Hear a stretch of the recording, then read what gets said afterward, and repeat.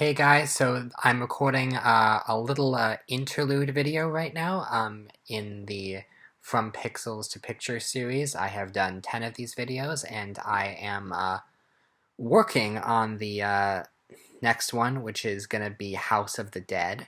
But I can't actually watch the movie right now because of a lot of complications. We're moving house right now, and so a lot of the things in our current house is coming apart, and it basically, for a myriad of reasons, I can't actually watch House of the Dead uh, until next week and until I move, and then so it's going to take a while to get the House of the Dead video going. But in the meantime, I decided I wanted to do a video just acknowledging where I've come with the first 10 of these movies. I am certainly not the first person to decide to watch a whole bunch of video game adaptations, but I'm doing this with a purpose. I'm doing this to try and understand what it takes to adapt a video game into a film, because we're seeing now with the Uncharted movie and with that's coming out soon, and also the Resident Evil movie that's coming in November. There's a lot of intrigue around video game adaptations, both for film and for TV, because the Last of Us series on HBO, Neil Druckmann is involved now, and it's got a really, really big budget, and Merle Dandridge is returning to play Marlene, which in my casting video, that was the one person I said, if you could bring back anybody from the game, it's Merle Dandridge. And there was some photos of the set that look shockingly close to the game. So I'm like, this is it. This is going to be the first truly great video game adaptation, and that gives me a lot of hope for the future. But at the same time, we're also in a position where we're getting headlines like Chris Pratt as Mario, which seems really ridiculous on paper. I do want to say, for the record, we know that Chris Pratt is a very good voice actor. He was very good in the Lego movie, and I thought he was really great in Onward. I think the real question mark is, what is the voice going to sound like? Because we know he's going to do a voice, we just don't know what it's going to sound like. The much bigger red flag for me is the Life is Strange TV series, which was announced 5 years ago, and then we were given absolutely zero update on it until just last month, where they said, oh, it's still happening, and Shawn Mendes is going to be an executive producer, and he's going to be in charge of the music, which... Shawn Mendes? I mean, I've listened to a little bit of his music, and I'm not going to say it's bad, but Life is Strange has a very distinct sound to it. It's indie folk. Like, it doesn't sound like anything Shawn Mendes has done of what I've heard of him. So, it's such a bizarre choice, and I'm like, ooh, right off the bat, this is not going to be good. But, so... And in looking at these 10 movies, back to this series, the first 10 film adaptations of games, I think we've gotten some ones that legitimately did try. Of the 6 movies, of the 10 movies that I looked at, 6 of them got F scores, and 4 of them actually did receive passing grades. And I think it's really, really fascinating to look at these movies, because I think... they can be adapted into movies that are good. I think that possibility is there.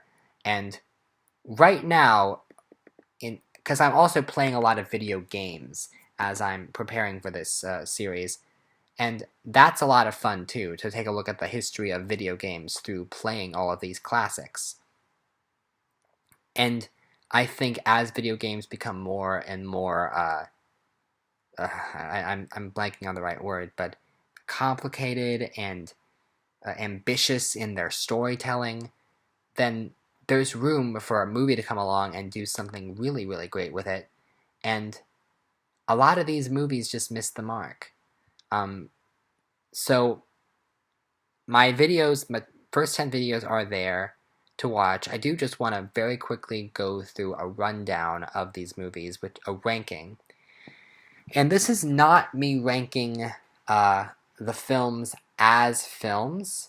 This is me taking what my score was for each of these 10 movies and presenting them in order to say which one is the best adaptation. And so if you haven't watched the 10 videos before, this is just a really quick summary into, of the first 10 video game movies, which are the ones that you should look into. So I think maybe the best way to word this is, which is the best adaptation? Which one takes the game and puts it on the big screen in the best way? And I think they range from not doing it at all to doing it actually remarkably well. But they're really interesting because none of these are exactly alike. They all do something unique that makes it their own. And this is before Uwe Boll. We're gonna get to Uwe Boll next time, but like, these filmmakers went in with the intention to make something that was good, and I do have to commend them for that. But I don't want to give them a free pass for nothing. I try to be very, very fair to these movies. So this is not a ranking of which is the best film. This is a ranking of what's the best adaptation, which is sort of a combination of film quality and how closely they stick to the game. So with that out of the way, at number 10 is Super Mario Brothers. This movie, I would love to see a Disaster Artist style movie about the making of Super Mario Brothers, the movie, because it is just absolutely hilarious what went down. Some of the research, I'm not gonna relay the whole story right now, but basically Nintendo wrote Sony or Universal. They wrote Hollywood a blank check. They said, just make the movie for us because we're busy with all these games and we don't really have time to supervise. They wrote them a blank check. The studio tried to figure out how to adapt this video game into a movie and couldn't come up with any good ideas. And then Rocky Morton and Annabelle Jankel had their dinosaur utopia idea, and they just put Mario on top of it and were like, hey, this'll work, right? And somehow they managed to get a pitch that sold the producers, and they managed to get the actors and the sets and everything. And then right before shooting was going to start, somebody from Nintendo went by the set just to check it out, and they were like, oh my god, what are you doing? Because it couldn't possibly be any further from Super Mario Bros. The game, and it wasn't even something that could be marketed to kids, and so Nintendo got involved at very last minute trying to make changes, and were trying very, very desperately to add in Mario references where there were virtually none. And what was going to be like a 6-week shoot ended up becoming a 17-week shoot. I don't know if those numbers are correct, but it went so much longer than expected, and the script was constantly being rewritten, and the actors were miserable, and the directors were miserable. It's just a whole thing, and it needs to be a whole movie. And here's the thing.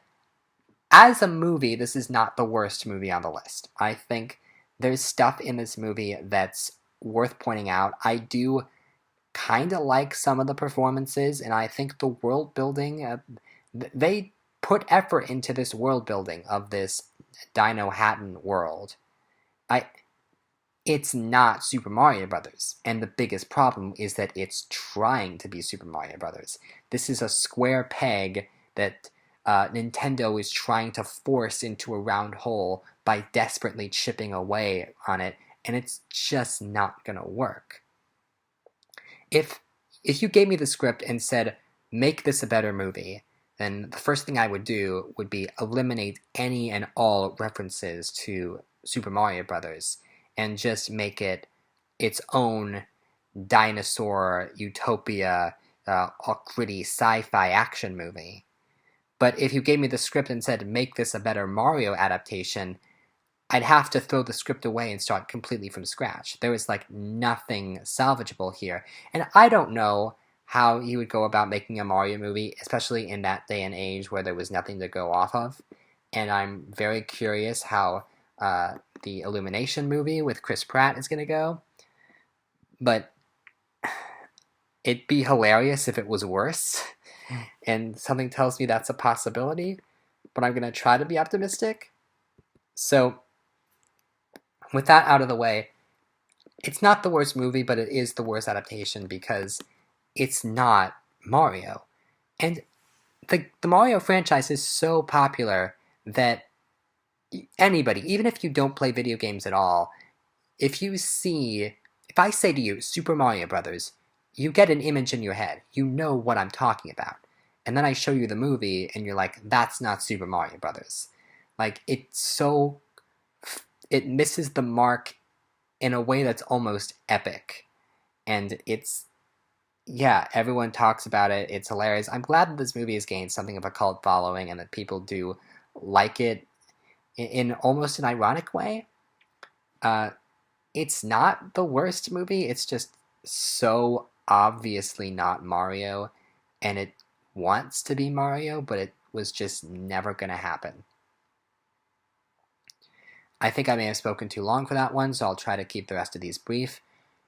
Number 9 is Mortal Kombat Annihilation, and it's kind of insane to me that I'm ranking something below Mortal Kombat Annihilation.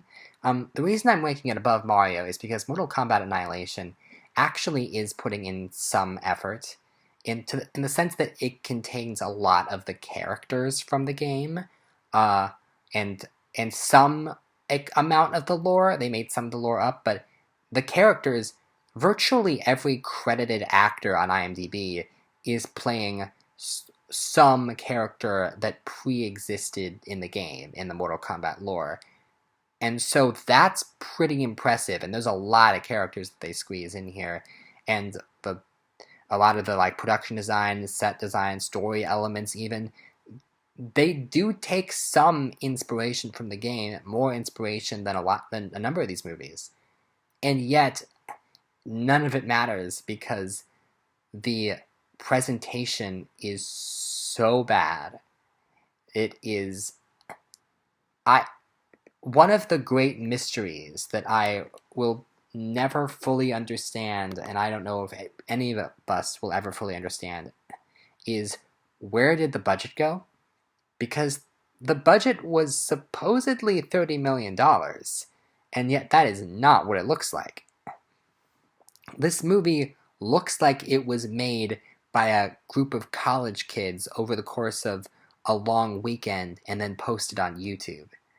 Like, this doesn't look like something that was in theaters, but it was in theaters, and it actually opened number 1 at the box office that week.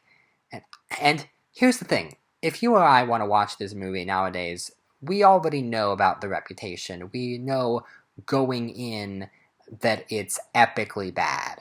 But if you were a kid in 1997 and you show up in the theater, like, you're not prepared for it. And no kid was coming out of this movie going, yeah, it was awesome. Like, even kids were like, that was bad. And if you actually cared about the characters, then even if they tried to stay true to some aspects of the lore, it didn't matter. And clearly, it's a movie that's trying to do too much in a very short running time, and it's trying to make it feel as epic as possible, but it comes out feeling so corny because they clearly just can't do it with this time and with whatever budget they actually had to put on screen. Again, I do not know where this money went, but just everything about it is so unbelievably corny. And if you go in expecting a so bad it's good movie, then it's hilarious. And it's certainly not boring. There's a lot of stuff you can laugh about. I had a great time watching this movie, and I'm sure a lot of people will have a great time watching this movie, but I cannot defend it as a good movie or a good adaptation because It's not. It's one you laugh at because it's bad. And it's kind of like Tommy Wiseau's The Room in that way. There's no way you can defend it as a good movie, but you can defend it as a fun experience. And that's basically all I have to say about that. Just terrible movie, but a fun watch, and one I would be willing to watch again. Okay, next up is Double Dragon from 1994. That's number 8, and this one is... Oh man, if not for the fact that I do this series and then I regularly keep track of these movies, I would have forgotten I ever saw this movie. This one would have completely gone past my existence. This movie is one that's you forget about it within a couple days of seeing it. It leaves no impression. And the funny thing about this movie is that when I was watching it, I got the sense that the filmmakers were paying attention to Super Mario Bros. While it was in production, and they were under the impression that Super Mario Bros. Was going to be a big hit, and they were trying to copy the formula. That's what it feels like. They're trying too hard to be like Super Mario Bros., and it's obviously not working. Although here's the thing that... Okay. So in my initial video, I made a big deal about the fact that the movie is set in the future, and I was very confused by that because the game is not set in the future. Well, as it turns out, I was wrong, because even though there's no indication of this in the first game, the sequels actually do state, oh, the story is supposed to take place in the future. And that really, really confused me. That may be more of a failing on the part of the game makers, if that was their intention from the beginning, or if there was something they just changed for the sequel because they wanted to throw in sci-fi elements. I don't know, but I played the first game, and I never got that impression. So, I don't know what happened, man. And the game was fun. I think, unlike Super Mario Bros., there was very real cinematic potential to do something really big and really memorable with this movie, but I think a lot of the people involved just didn't care, as evidenced by the fact that they feature the Double Dragon arcade game in the background, and then they literally destroy it as part of the fight scene. I don't know whose idea that was, but it's a very, very fitting metaphor.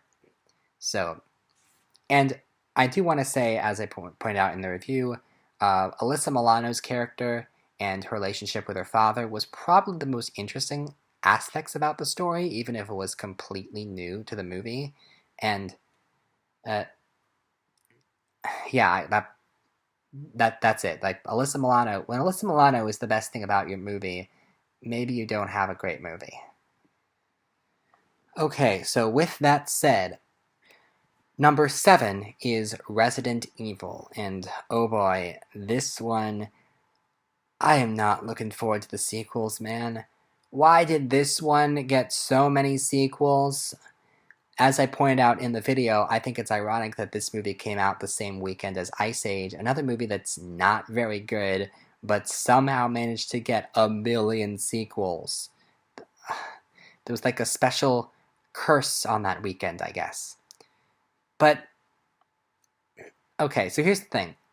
I played the Resident Evil game, and I really got into it a lot more than I thought I would. This game has very real cinematic potential to be a really great horror movie. And I think the biggest problem with this film is that it doesn't want to be a horror movie. It wants to be an action movie. And we've kind of had enough of those if you look at the other video game movies on this list. So this was the opportunity to do something really interesting. The only scene in the movie that's actually scary is the opening scene with the elevator. But after that, it just becomes a story about commando agents firing bullets at zombies. And there's nothing scary about the way it's presented. It's made as a very action stylized techno film, and the idea on paper that they went with of, okay, we're not gonna make it an adaptation of the story of the game, but we're gonna make it this side story that theoretically took place off screen within the same canon as the games. That's a really interesting idea, and it could have worked, but I just didn't care about the story they were telling. And while it does feel like they do, to a certain extent, want to, they respect the Resident Evil story somewhat, and they do want to reference, oh, this is kind of the same thing as that, and this is kind of the same thing as that. Like, this is the same universe, but at the same time, we're going to do something completely different, and we're going to have this, like, it really just wants to be a fun action movie, and the action scenes themselves are well choreographed, and the cinematography is good, but for some people, that's what they want out of a movie. For me, just, I didn't care about the story, I didn't care about the characters, with the exception of Michelle Rodriguez's character, because she was the one actor that was really putting her all into it, and she made me care. And I think that this, if you like it, fine, but for me, what makes this movie such a letdown is the fact that I really liked the game, and I thought it could have been so much more, and this was just such a dull, forgettable action flick when it could have been a really intriguing horror movie. And they even like tease us with that opening and with starting with Alice in the house, and like that looks similar enough to the house from the game that you think it's going to go in that direction, and then it doesn't. And also the weird references to Alice in Wonderland, just, I don't know, I don't get it. But Resident Evil is, to me, it's not a great movie. But I'm going to move on to one that I do think is a good movie, and that is Final Fantasy: The Spirits Within. So this is at number 6. I had to put it in the middle, because if I'm judging it as a movie, then it's one of the better ones. It rises to the top of the list. But if I'm judging it as an adaptation, it sinks to the bottom. This movie... So, I talked a lot about this in the video. Final Fantasy, very well respected game series, but the creators, Square, the company, they wanted to do a film, and they wanted to experiment with this new CGI technology, and they told Hironobu Sakaguchi, here, we want you to do a movie, and it's going to be a sci-fi movie, and it's going to have action, and call it Final Fantasy just so the fans will see it. That's the only connection. The fact that it's the same writer, director, creative mind who didn't have full creative control, and the fact that there's a character named Sid. Like, there is really nothing that connects it, and it would have ranked a lot lower if not for the fact that it's actually a good movie. Like, it definitely has its flaws, but I do feel like Hironobu Sakaguchi he had a really personal story to tell about what happens after death, and he had this big ideas that kind of had to get put down a little bit. Like, it's not as epic as it could be because of the short running time and because of the limitations of the technology. It's sort of, he had to make a less epic version of the story than he would have wanted. And the technology, as freaking impressive as it is, it clearly did have its limitations that held back what it could be.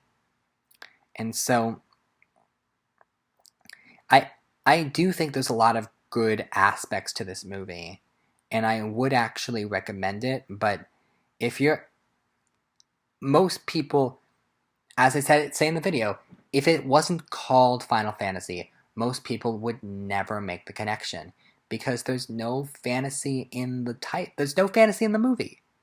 Fantasy's in the title, it's not in the movie. It's such a weird thing. Like, none of the characters are the same. There's no chocobos. There's no sword fight. No, there's maybe some magic if you squint. Like, you really, really have to take a big leap if you want to consider elements of this based on Final Fantasy. And yet you can still tell it's the same writer. I played Final Fantasy IV. I do like it, and for the record, I'm very glad that I played Final Fantasy IV, because a couple months later, when I played Life is Strange True Colors, and they got to the stuff in episode 3 that calls back to JRPGs, I'm like, oh, I know what this is now, and I wouldn't have been familiar with that stuff if I hadn't played Final Fantasy IV. So, hey, the series is good for something after all. And yeah, I like the movie. I really appreciate what it's trying to do with the technology and what Hironobu Sakaguchi is trying to say story-wise, but it's definitely a very flawed film, and as I said, it really, really fails as an adaptation. So, yeah, that's all I have to say about that. Number 5 is Mortal Kombat, and oh boy, so part of the reason I wanted to make this retrospective video is because I wanted to acknowledge the fact that some of my opinions have changed, and I've gained a lot more information. I know a lot more, and when I go through other critics talking about video game movies, this is the one that people tend to rank near the top. They're like, oh, this is a great movie. This is exactly what we want to see. It's all the characters and everything looks like the game, and it's all the fights. Like, this is what we want. And I ranked this higher than the other movies, but I still gave it an F. And okay, so here's the thing. Maybe it's just the way I was brought up, as like an uber pacifist way, but I'm not a fan of Mortal Kombat, either the movie or the games. It's just not really my thing, because there's not really a ton of substance to the story other than just an excuse for people to fight each other. And I get that that's the appeal for a lot of people, like, oh, we love the blood and the gore, and we love the fatalities, and we love how dark and brutal it is, and like, wonderful for you. That's just not my thing. And so the fact that I was not a fan of the game, and the fact that I was not a fan of the movie, maybe sort of clouded my judgment a bit. I'm going to still stand by this placement, but I have no problems with you if you rank the movie higher than this, because I don't think the movie works. Okay. The movie does do a lot of things right. It does actually feel like the same universe as the games. It does recreate a lot of the production design really well. The characters look accurate, and the fighting scenes are well choreographed, and the cinematography is good. Like, the characters, for the most part, feel like their game counterparts. Like, if this movie works for you, great. And it's a lot better than Annihilation, I'll give it that. But, okay, here's the big kicker for me. I just don't think it works very well structurally as a film. Because once the martial arts tournament begins, it's like fight after fight after fight after fight after fight. And the characters win every single fight. There's never a point where they lose and have to go back. And like, story-wise, it's just not a very well executed narrative from that point of view. And I understand that that's what the game is like, but like, if you're making a movie, you have to have your characters lose somewhere, and I don't know, I thought it was weird, like, I didn't like Robin Shou's acting, and I thought that Johnny Cage was very irritating, and don't even get me started on what they do to Sonya. She's like, oh, a very tough, strong action heroine for the first 2/3 of the movie, and then the next time we see her, suddenly she's a damsel in distress with absolutely no lead-in, and it's so frustrating to me because it's really, really demeaning to young women. But okay, outside of that, I don't outright hate this movie, and I do acknowledge that it does a lot of things right. and it does have a kick-ass soundtrack. But I don't know. It's just not quite my thing, either the game or the movie. But I have to acknowledge that it is trying to bring the game to life, and I feel bad that I gave it an F. But I don't know if I'm gonna change my grade. I don't want to change my grade. I want to stick by my grade. But I'm not really sure where I would put it up either. I think the movie is flawed, and I'm gonna stand by that. But I mean, quality wise, it does match the game in my eyes. I think that's probably a fair statement. There's issues I have with it, and I probably would rather play the game than watch the movie. But no, maybe that's not true because uh, I don't know. I think the movie had the potential to be a lot better than it was, and people were a bit more forgiving because of some of the previous video game movies. But for me, it's just not my thing, and I apologize if I let my bias get in the way of that. But I can never do anything without bias. That's human nature. So, with that out of the way, let's get to the movie that I did give a passing grade to. Number 4, Street Fighter. Okay, so this movie, I'm curious how this would hold up if I watched it again, because I think it wouldn't hold up as well. But I do also think it does a lot of things right. I do like... So it does include a lot of characters, and like Mortal Kombat Annihilation, it's been accused of featuring too many characters and focusing on too many arcs.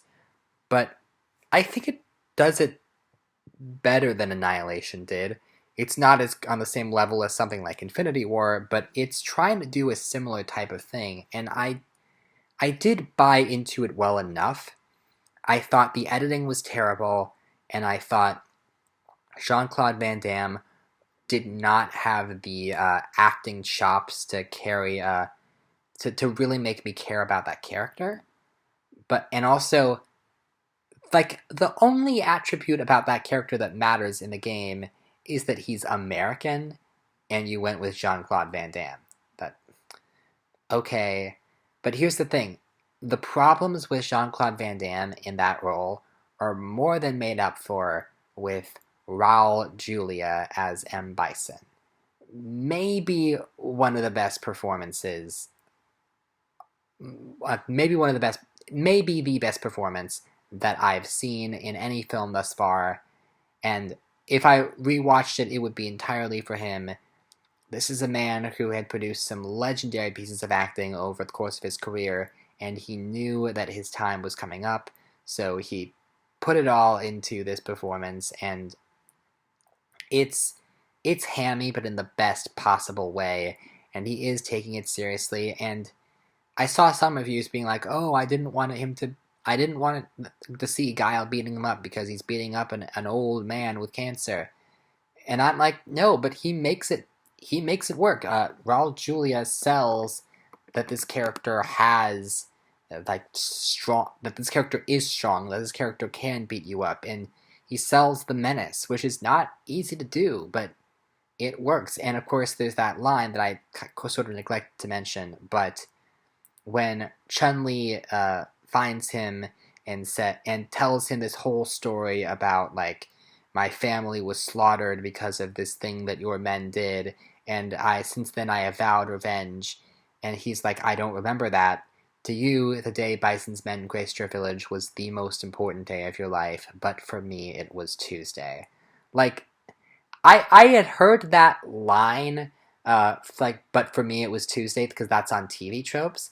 I had assumed that line came from something else, but no, it comes from this movie. It comes from Street Fighter, a video game movie, and it really, really holds up. It's something that would not be out of place on AFI's top 100 movie quotes. It's that good of a line, and he delivers it very well. And I like the fighting in it. There is, like, the fighting's not as good as it could have been, but it does call back to the game in a fun way, and this director, Stephen E. D'Souza, was a fan of the games.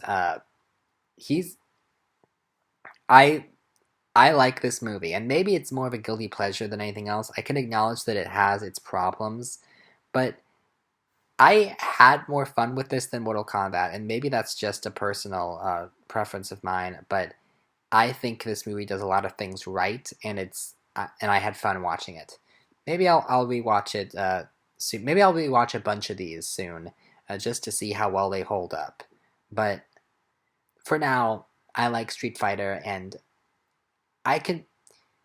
I'm sure Mortal Kombat, on a technical perspective, is the better film, but I like Street Fighter better, so that's what we're going with, and I'm giving Street Fighter the passing grade. And okay, number 3. So this is really important. Number 3 is Lara Croft Tomb Raider. So I gave Street Fighter a 4, Street Fighter number 4, and I gave that a score of D-. Lara Croft Tomb Raider gets a C+, because it's a very big leap in quality. And I don't think it's entirely a good movie. I think it's a very flawed film, mainly in the fact that the logic of the story kind of falls apart as it goes along. That and the rushed pace of the editing, particularly in the last act. It's a movie that's trying a bit too hard to be extreme and not properly building up atmosphere in the way that it should, but there's also a lot of stuff going for it too. Great production design, great atmosphere when we can see it that feels reminiscent of the Tomb Raider games, and it does help this power fantasy of the character of Lara Croft, played to brilliant perfection by Angelina Jolie. She is just flawless casting in this role. She absolutely sells it. She sells the confidence and the charisma and the badassness of this role in a way few actresses at the time could. I don't even care that she's not British. She just fits it so well. And I do have issues with the story and with the over-reliance on this focus on her father. And the set pieces are interesting, but not as well set up as other things that we'll get to. I don't even know what to say about it. I said a lot of it in the review, and I think it's a good movie. And I mean, I'm sorry. It's very late at night when I'm recording this, but I like the movie enough, and I might be willing to watch it again, but I don't think it's necessarily a good movie. I think it's flawed, and it's like very over-the-top fun. I think I said in the review, it's like if Mad Max Fury Road had all of the style but none of the substance. That's sort of what it feels like, and Angelina Jolie is the one thing that really kept me going, especially through that last act, even though the set pieces are nice and they do call back a lot to the Tomb Raider games. I wasn't really invested from an emotional perspective, which is part of why I don't have it ranked higher, but it did a good job, and it did at times really feel like the game, and Jolie carried me through the whole thing. So yeah, Lara Croft Tomb Raider is at number 3, and it's a C+. Second place is Wing Commander. Okay, so I don't know how many people have seen this movie. It's not one of the more popular video game movies, and I understand if you don't like it, because it is a very flawed film. I get that. And yet, this movie is directed by Chris Roberts, who's the same person who created the games. And I really do like what he's doing, and as I found out later, Chris Roberts was kind of screwed by the company, that he wanted more time to reshoot some stuff and was not given that time because the film had to be out by a specific date. And they basically said the only reason that they cared about the movie at all was that it needed to be in theaters. They needed a space action movie in theaters that they could put the trailer for Star Wars Episode 1 in front of. And that was the only reason they cared about the movie. And like, I'm not gonna go across the whole story, but basically the studio really screwed Chris Roberts over.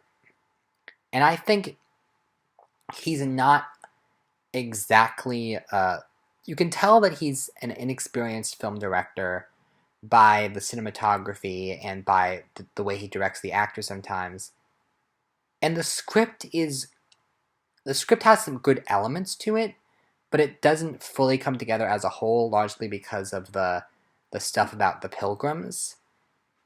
And yet, I still enjoy the movie because it does recreate the experience of the game really well. Particularly the scenes where they're in the cockpit and they're firing and they're moving through the environment.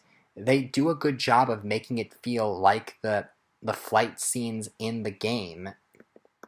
And on top of that, the way they pace it out with the action scenes flying around, unlike Mortal Kombat, they actually do pace it out effectively, but with flying around and then back to the ship and back to dialogue scenes on the ship and back to flying around. And that was what they did in the game.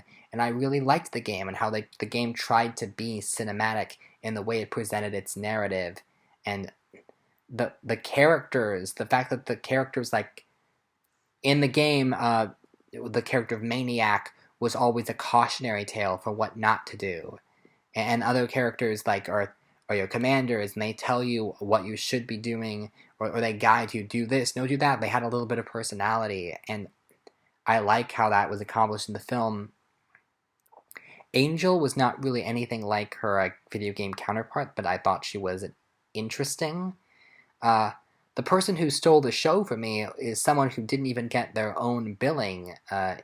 He didn't even get single billing in the movie, and that was Ginny Holder as Lieutenant Rosie Forbes, who was the love interest of Matthew Lillard's Maniac.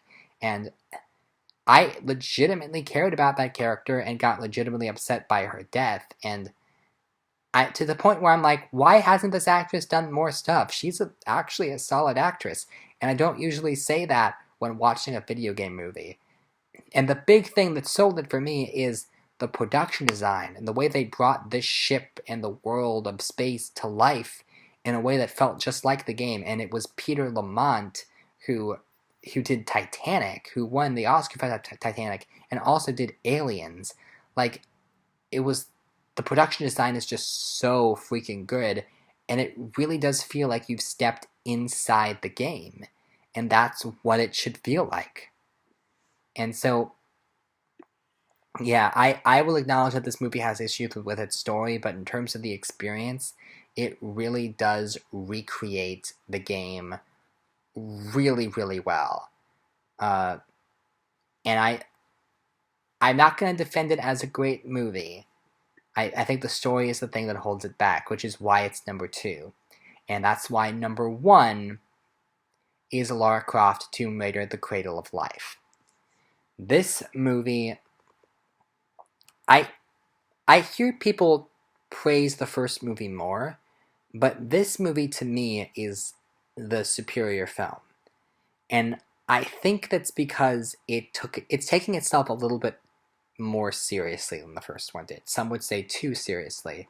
But I do like how epic it feels. I like that it feels more like some of the later Tomb Raider games, like Chronicles and Angel of Darkness, that had come out around that time. I like how epic the story feels, and the scope of it is big. It's the longest of all of these movies, and Angelina Jolie is playing it more human than she was in the first film. She's still very, very competent, but you actually do buy that this character can get hurt, and I understand that for some that takes away the power fantasy, but for me, I was more invested in Lara and her journey, and Ciarán Hinds was a great villain, and a lot of the action, the set pieces were cool. The opening bit that was in the flooded city was great, and then the bit where they're they're sliding down the ropes upside down, and then she's on the Great Wall of China, riding a bike. She's punching a shark. She's wing surfing down, and then the climax, she's in this MC Escher cave where she's walking on the walls, and it's so cool. And the biggest downside is the fact that so much of the film does focus on the relationship between her and Terry Sheridan, played by Gerard Butler.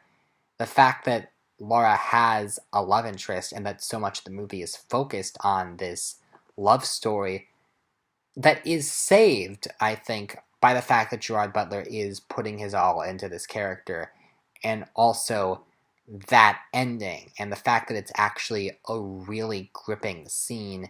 Even if you're not a fan of the movie, I think that ending and the performances by Jolie and Butler in that scene and the music, that single-handedly saves the movie, even though I was really enjoying it beforehand.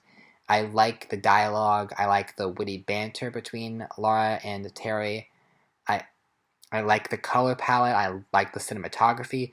The production design, again, does a great job in bringing the game to life. It really does feel like this is not only is this a lost Tomb Raider game, but this is the plot of a game that they couldn't do because the technology didn't allow them to do some of this stuff, and the movie can go one step further. Like, this is what a film adaptation of a game should be, and I really, really liked it. This really was seeing Lara Croft on the big screen in a new way, and I understand if someone prefers the first film because it was more of a power fantasy focused solely on her, but this is a really good movie, and I'm okay. Maybe when you compare it to some other action movies around the same time, maybe it's not the best, but I think it's worth a look, and people are ignoring it a little bit too much. I I think it's really solid and worth a look. And so I've been talking for far longer than I thought I was going to. I thought I was just gonna do like a few brief sentences about each movie, but I just can't stop talking about these movies because I know them so well. This was completely unscripted, by the way. This is just me rattling off the top of my head how I feel about these movies. And so I'm gonna close off by talking about one thing that I want to do when the series is done, when I've looked at all of them, every video game movie, is do sort of an Academy Awards of which video game movie had the best actor, actress, cinematography, production design, that type of thing. Um, and I am sort of ranking them as I go along, but rather than just do a whole Oscars with a pool of 10 movies, that's not very fair. Instead, I'm just going to talk about which movies are currently leading the pack in every category.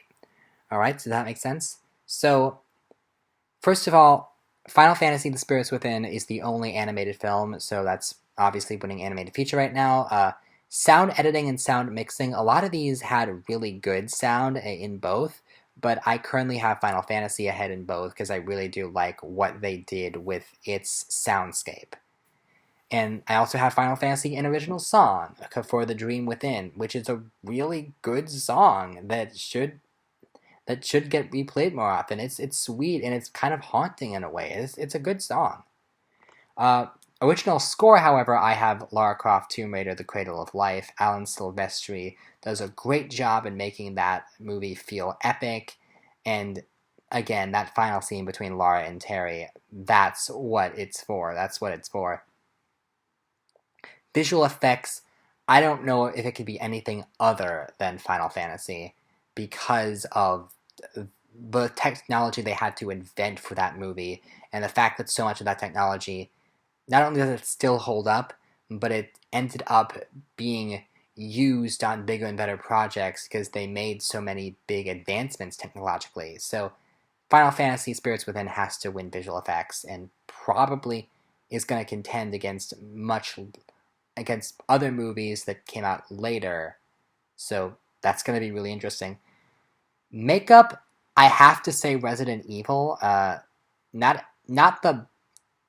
It's not great, but of this lineup, I do like what it's doing, and the zombies look good enough. Costume design was tricky, but I ultimately went with Super Mario Brothers because of the way that they do utilize color in the classic red and green Mario outfits, and also the looks on Peach and Daisy, and some of the characters. The fact that there is no fur on any of these clothings, and everyone is wearing leather, and that actually makes sense considering the world building that they're evolving from dinosaurs. That's a great detail, so I'm going to give Super Mario Brothers the edge in costume design. Production design, Wing Commander. And I say that even though this is actually maybe the most competitive category because there are a lot of really good production design in Lara Croft Tomb Raider, The Cradle of Life, and Mortal Kombat, and a few others that are worth talking about, but it has to be Wing Commander. It just has to be. Cinematography is Mortal Kombat. Even if I have issues with the movie itself, the cinematography is really well done, and John R. Leonetti proves he is a better DP than he is a director. Film editing, I went back and forth on this for a while, but ultimately went with Final Fantasy because I think the pacing in that movie is surprisingly good, and it moves from plot point to plot point really efficiently, so I'm going to give the edge to Final Fantasy. Screenplay goes to Lara Croft Tomb Raider, The Cradle of Life, which does a really good job at making the dialogue, the banter between Lara and Terry is really good, and I like the story is well paced together. Overall, I think this has the best writing. Supporting actress, I have to go with Michelle Rodriguez. And close runner-up spot to Ginny Holder for Wing Commander, but Michelle Rodriguez, considering everybody else in the cast, she stands out so well. And this is an actor that is actively trying to take a role that's not that much on the page and really make it memorable. It's a classic case of an actor saving a weak role purely by their presence and their ability to inhabit the character. So she's currently ahead in supporting actress. And supporting actor is obviously Raul Julia. Shout out to Gerard Butler, but Raul Julia really steals this movie, and I would be shocked if anybody in any of the other movies I've yet to look at manages to match him or surpass him. Raul Julia is the man. Lead actress obviously has to be Angelina Jolie, and I put the slight edge for Cradle of Life, but she's very good in both movies, and I probably won't award her for both, probably for Cradle of Life, but again, she's amazing in both. Actor, lead actor, that's gotta be the weakest category of all of them, but for now I have Bob Hoskins just because he's actually trying his darndest to make this performance work, even though he was having a miserable time on set, and even though he knows that this is not going to be a good movie, the guy can't help but give a good performance. Like, he's one of those actors that just doesn't have it in him to be bad, even when he knows no one would blame him for being bad. So, Bob Hoskins by default. Director, Jan de Bond for Lara Croft Tomb Raider, The Cradle of Life, and I also am giving that Best Picture. And shout out to Sakaguchi and Final Fantasy, those came in second, but I really do like what Jan de Bond is doing, and the movie's well done. So, for reasons that I talked about later, about earlier. So it's very late. It's very late when I'm recording this, and I just need to get this done. So, thank you very much for listening. I can't promise when the House of the Dead video is coming up, but it's going to be maybe a while. In the meantime, yeah. Video games can lead to good movies, and I can prove it, and I hope of the movies I have yet to look at. So, I'm going to get the list right now, but I believe it's... the next one on the list is House of the Dead, which is Uwe Boll, and then the next Resident Evil one, Apocalypse. Apocalypse is the next one. So, Okay, it goes. Here's the list of the next 10. I did 10. Here's the list of the next 10. It's gonna be Alone in the Dark, Resident Evil Apocalypse. No. Alone in the Dark's up. The next one is House of the Dead. I'm always getting House of the Dead and Alone in the Dark confused. I'm so sorry about that. But here's the next 10 I'm going to be looking at, okay? House of the Dead, Resident Evil Apocalypse, Alone in the Dark, Doom, Blood Rain, Silent Hill, In the Name of the King, A Dungeon Siege Tale, DOA Dead or Alive, Hitman, and Resident Evil Extinction. So of those, I am most looking forward to Silent Hill because I've heard a couple of good things about that one. Although Hitman and Doom could also be good. I think all the Uwe Boll ones are gonna be bad, and I'm not looking forward to the Resident Evil sequels either. So I got 3 ones to look forward to, maybe. But at least I'm gonna be playing some good video games, hopefully. So, thank you guys very much for listening, and I will see you later. Bye.